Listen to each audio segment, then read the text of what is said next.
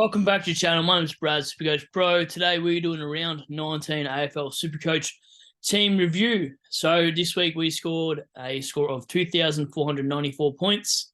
Went down 282 spots, down to 6,934. One trade still remaining, 14.5 million team value, which isn't too bad, but it's irrelevant to my ranking.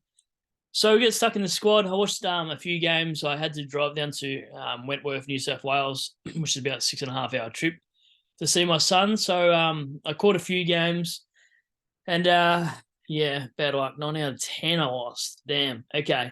But Steve, I'm wearing this for you, mate, because Tigers got up against the Hawks. So that was a nice little win. I messaged him straight after the game, and I gave him some response, and then he could come back with some knife joke or something like that. So pretty funny. But yeah, it's on, Steve. We're battling for ninth of Carlton. Anyway, so get stuck into the side and how we went back line as per usual. Dacos was probably my fallback captain if Bont had failed. So yeah, 99 from him, got tagged by William Drew. But it's whatever, everyone owns that bloke now.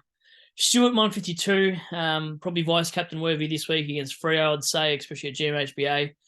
Played midfield, had like 10 CBAs and one clearance to go with it, so I'm not sure they actually run with the midfield. Stewart there, really strange. If he keeps playing there, he might actually be DBP for next year, which would be handy.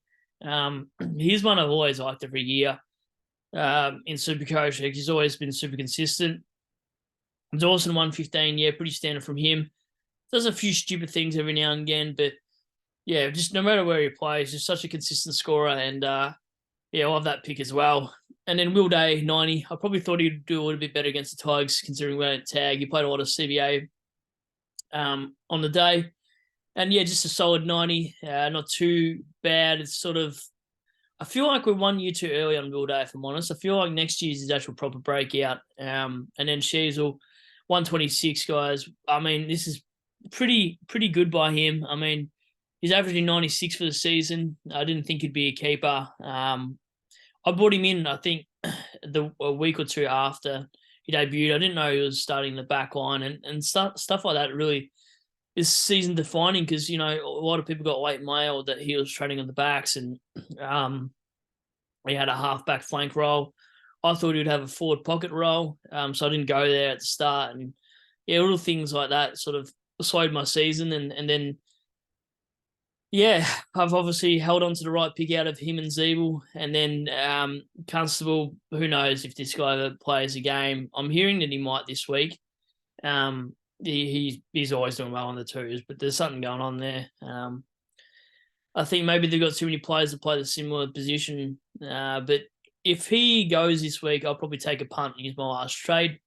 Melkin's still out injured, and Chincotta I loopholed there for the 72 instead of Johnson or Marek there. So had a lot of games to choose from, and 72 for Tom Green isn't the greatest, and Laird on the bench too. Like, what do?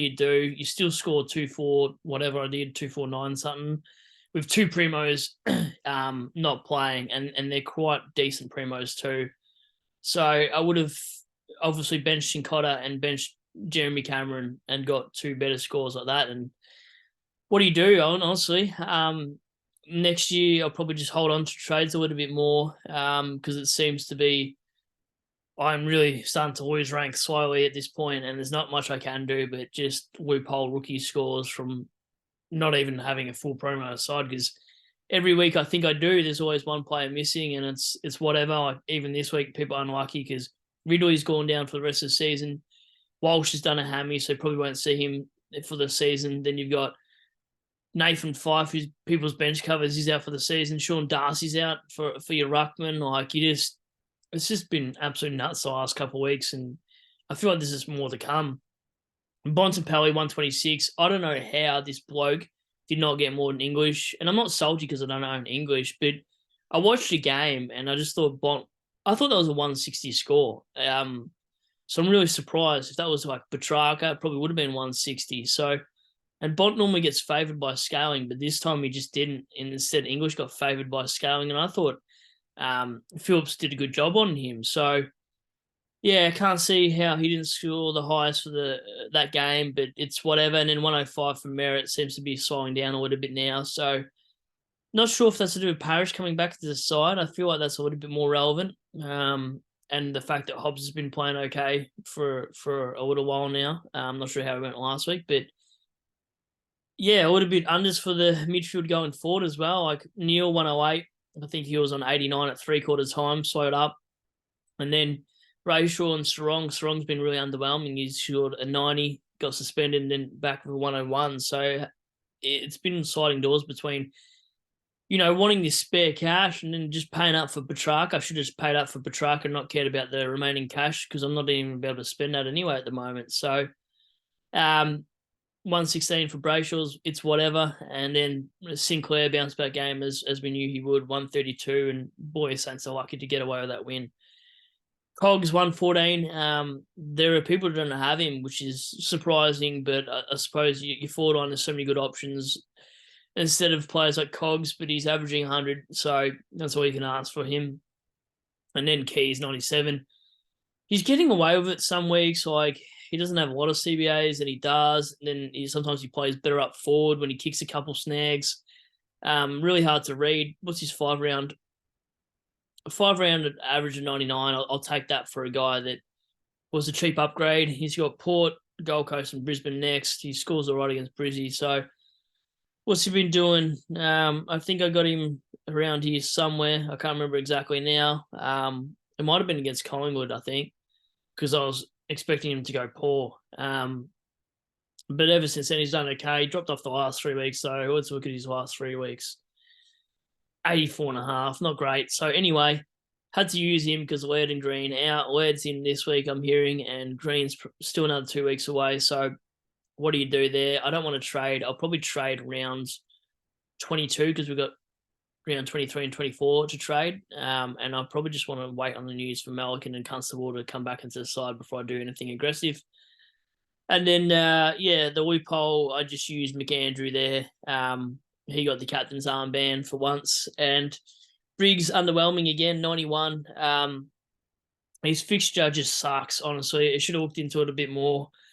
He had Sean Darcy, who did all right against. I should have known he would have done pretty average against Melbourne. Hawthorn did okay. And then Adelaide against Rory O'Brien, and then Witts 91. So he's got English. Then he'll have a big game against Sydney, probably a big game against Lycett, Essendon, and Carlton. Probably should have a really good run home, to be honest. Just hoping they don't play Flynn or else we're stuffed. But it's I paid $250 for this guy to be a primo, so it's kind of what you expect. And then Dunk's 115, perfect for him. Bounce back game. I didn't think he would score that well. And if you held, you probably won this one because who did you really go to in the end? Unless you went a DPP swing, he only missed 7 and 18, so probably wasn't worth the trade unless you're in the top 1K. And then, Goulden played more than the guts and scored worse. So really hard to gather where Goulden's at. Do you really want to start him next year? For me, probably not at 600 plus. And people talking this early, saying who you're going to start next year, don't ask me till around 23, 24, till we see actually a price that will probably hold.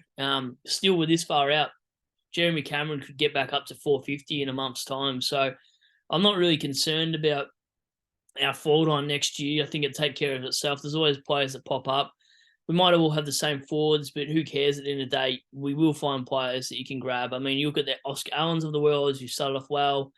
Joe Danaher the year before. There's always some sort of smoky that you go, just pick him for 190K. Someone coming off an ACL or something like that.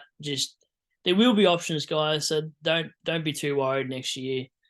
Just think about this year and how you can get up. And I think that is really to choose a VC pod, which I haven't been doing. But beside the point, Rosie, Taranto, 117 for Rosie. That's pretty solid for him. He's been playing great this season. And then Taranto, 91. He kicked 3 goals, had it 20-odd times. I thought that was unders for a Taranto score. At this price, if you told me he's this price next year, I'm probably starting him.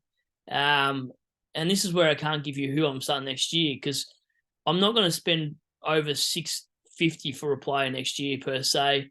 Tom Stewart would be tempting though. I do like him. And then Darcy Cameron, 135. Finally, a big score out of him, and hopefully he can go big against Carlton. And then Jez up, 3 goals, 76. I mean, if you need a cheap F6 for the remainder of the year, and you've got one trade left, his break-even is now 35. Look, his price isn't amazing. I mean, his scoring hasn't been amazing. I mean, he was averaging 98 up here, and then the last 2 weeks, 78 and 76. Mind you, he had Ridley and Redmond on him that game, and then Harris Andrews and whoever, Payne and whatever, players like that. So, Freo, can they nullify his scoring? I don't think so. I think he'll do all right. Put Adelaide, a fear for him there against Liam. I reckon he might get buffed. And then the last 3, yeah, not sure. Not sure how we go. I think St Kilda, he'll tower up, but he's got 3 games out of the last 5 at the category, so see how we go there.